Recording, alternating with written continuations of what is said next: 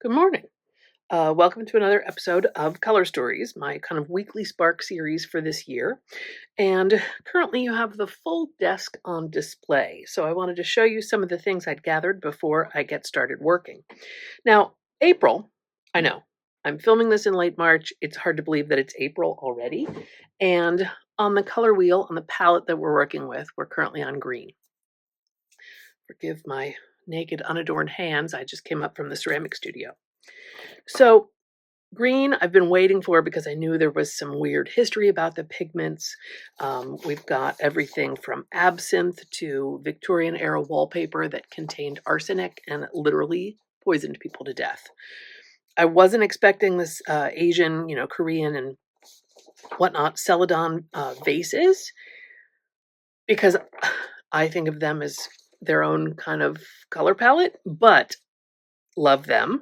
Statue of Liberty, a leprechaun, a lot of ancient Egypt. We've got some ancient Egyptian references here to kind of lotuses and that green, growing, lush vegetation along the Nile Delta.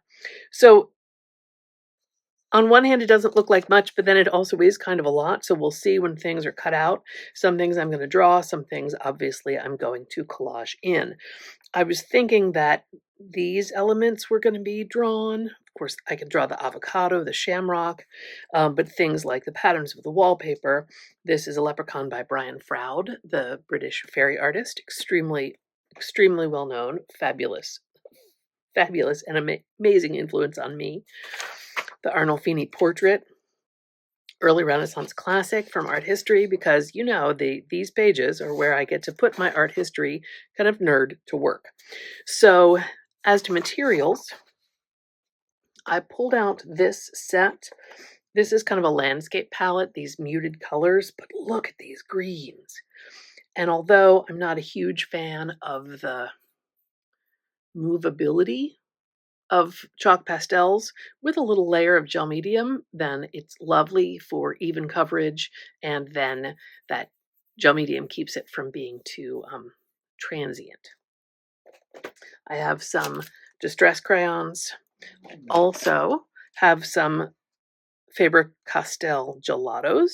So these are both water soluble and great for laying down areas of color, since that's kind of how I work with these collage pages.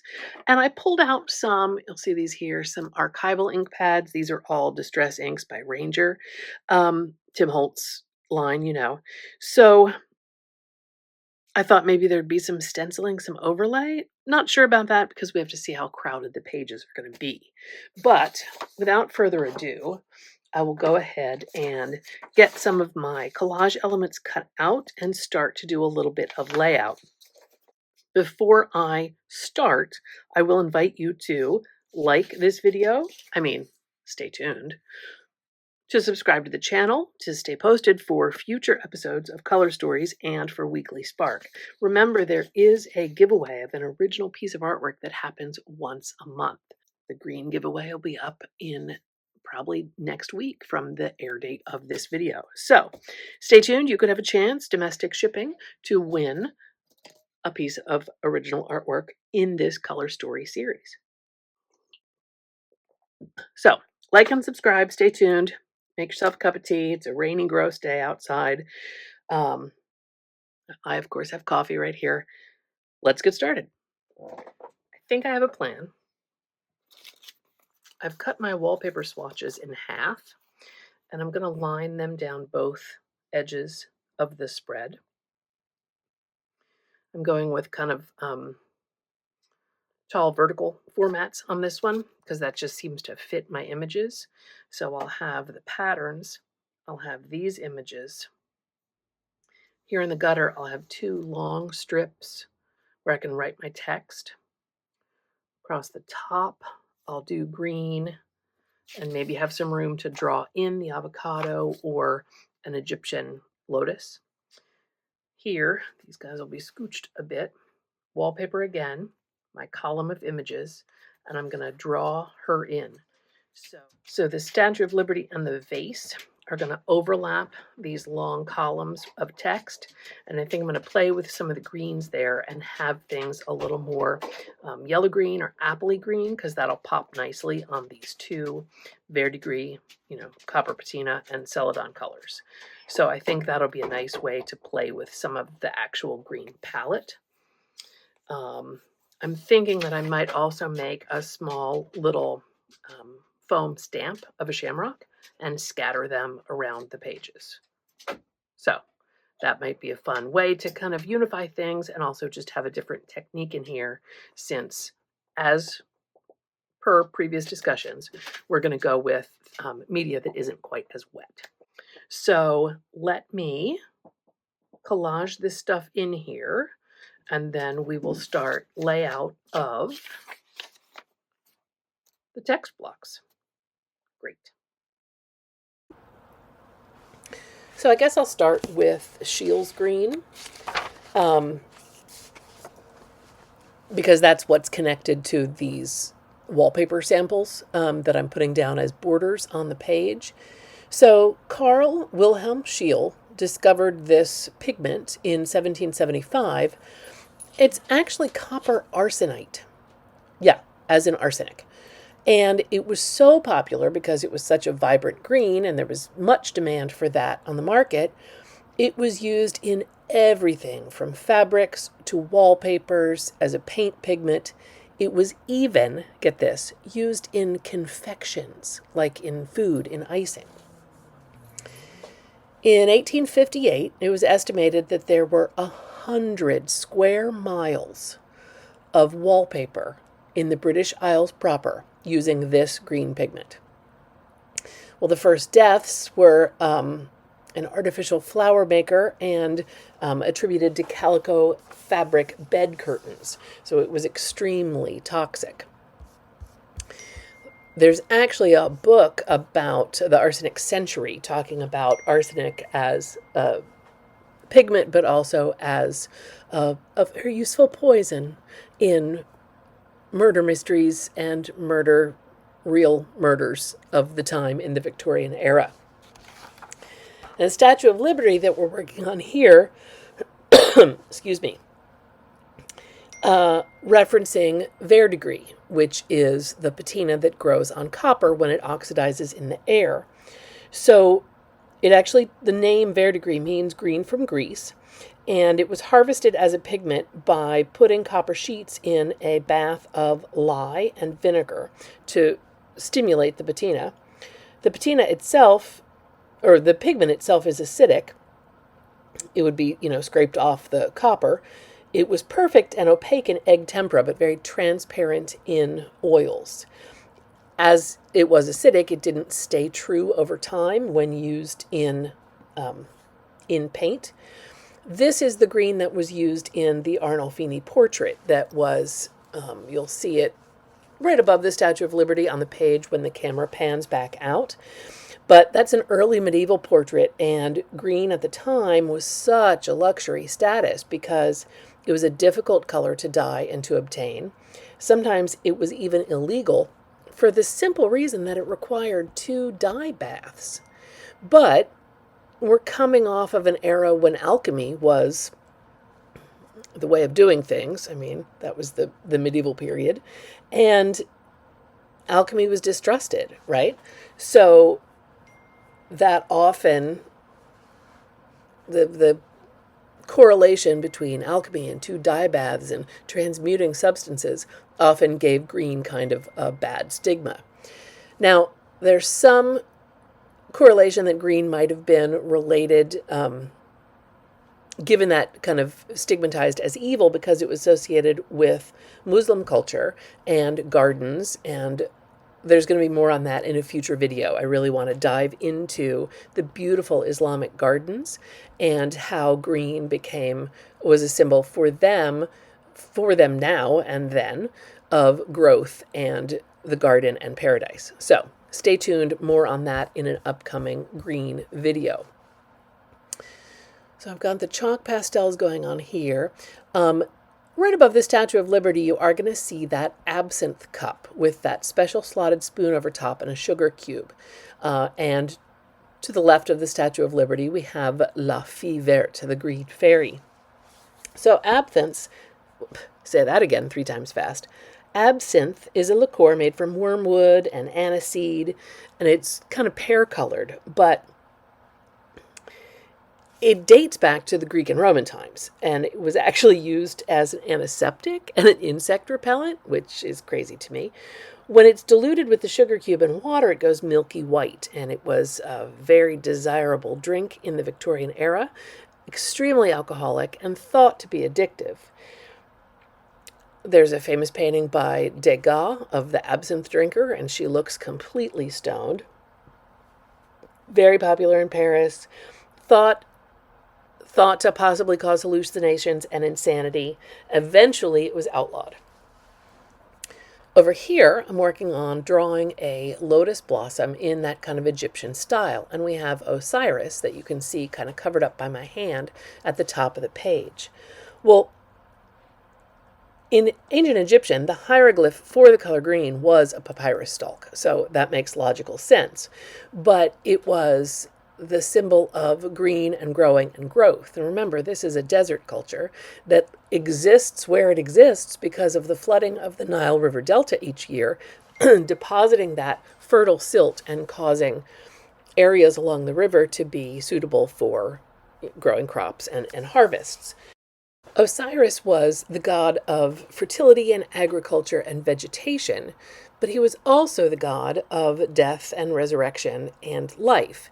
He was actually murdered by his brother Set, and then his wife Isis found all his dismembered parts and basically used her magic to reassemble him. There are plot twists in this story about one part of him that she could not recover, but needless to say, the color of his skin, the green, connects him to life and regeneration, which was his domain. The stylized plants that you often see in Egyptian artwork, representing the lotus, representing the papyrus plant, well, the papyrus plant was what was harvested to make papyrus by overlapping and pounding the layers of the fibrous stalk until it created that early form of paper. Today's one of those days where little things just keep going wrong. And, it is what it is. When I traced the Statue of Liberty, the gel medium was still tacky, so it picked up some of the carbon from the tracing paper.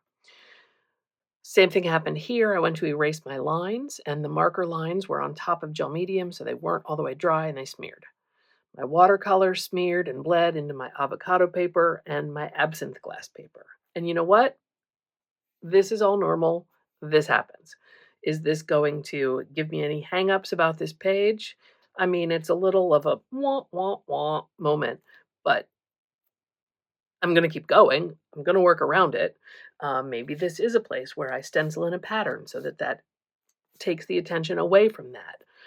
I'm going to go switch to Posca paint pens for this because I want to make sure that there's something permanent enough to go over top of the gel medium on that page.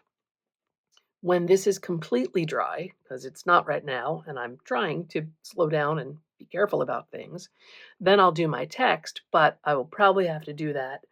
Well, a Micron should work. This is a bolder Micron, so I might have to say less because I have less room. I'm just going to wing it, just working with what I got. All in all, I really do like the composition and the layout. I like this green kind of playing off this a little bit. I love this on both sides. So I'm happy overall. I want to think about what kind of lettering I want to do for my green block. But yeah, just roll with it. Enjoying the process is, to me, as much the benefit as the finished piece. The finished piece is going to be in my book, and nobody's going to see it unless I pull out the book and hand it to them. So, well, or if they watch this video. But the process is what I'm enjoying so much. So there, just a little philosophical thought midway through this spread.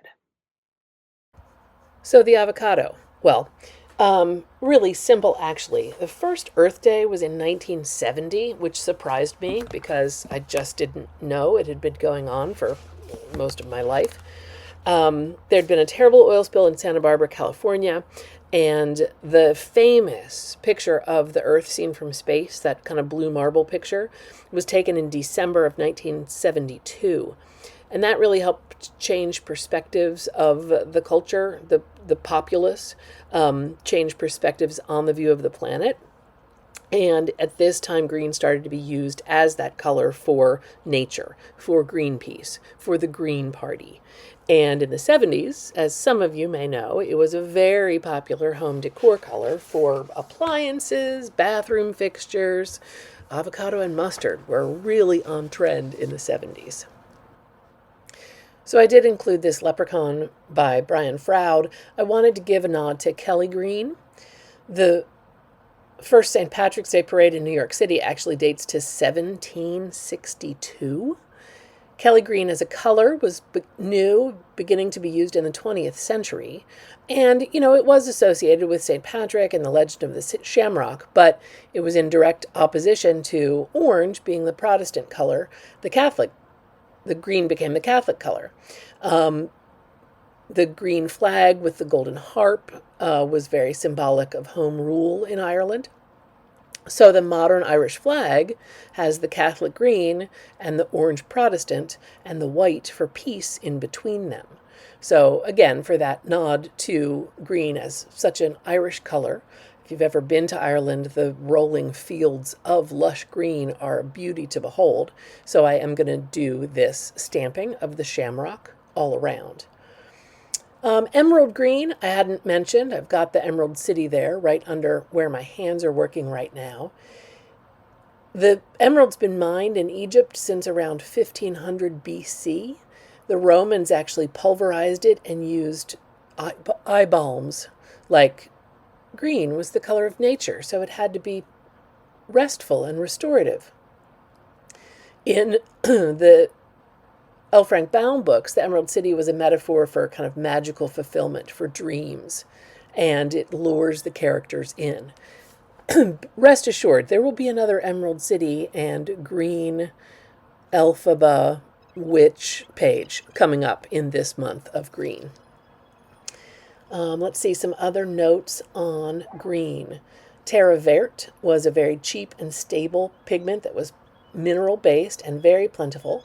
Deposits found in Europe and Cyprus. Pretty boring as the history goes. It was used as far back as ancient Pompeii.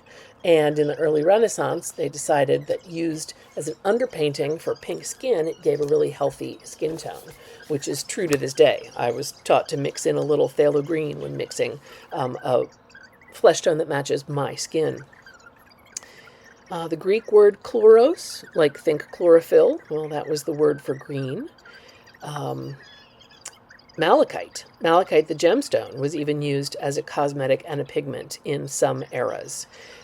It was coarsely ground and used as paint in medieval manuscripts. That pretty much sums it up. Like I said, there's going to be more on Islamic gardens and the lush green of paradise, and there's going to be more on Oz and our favorite, well, my favorite, green witches, coming up in future videos for this.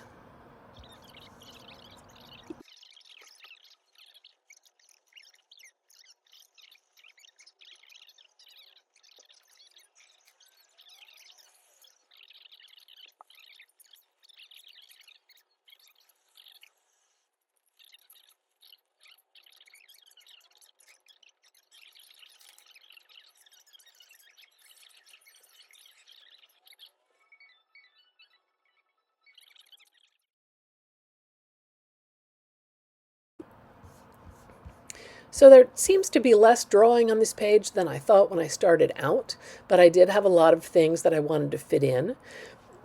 I think going forward, I'm going to have to print out some of my chosen images a little bit smaller, because then I'll have more room on these collage pages to maybe draw things in. I was going to draw in a celadon vase. I was going to draw in the absinthe cup, but then it suddenly became just a collage-based page. I'm happy with that. Happy with that. I would have liked a little more room to write because I had a lot more to say than I had room to put in kind of the fact portion of this page. But if you're still here, if you've stayed tuned to the end, I thank you for tuning in. And like always, like this video and subscribe so that you won't miss any future episodes of Color Stories or Weekly Spark that are coming up on the channel. And don't forget, next week, you can enter to win the giveaway to win an original piece of artwork. So, have a good week. See you next time.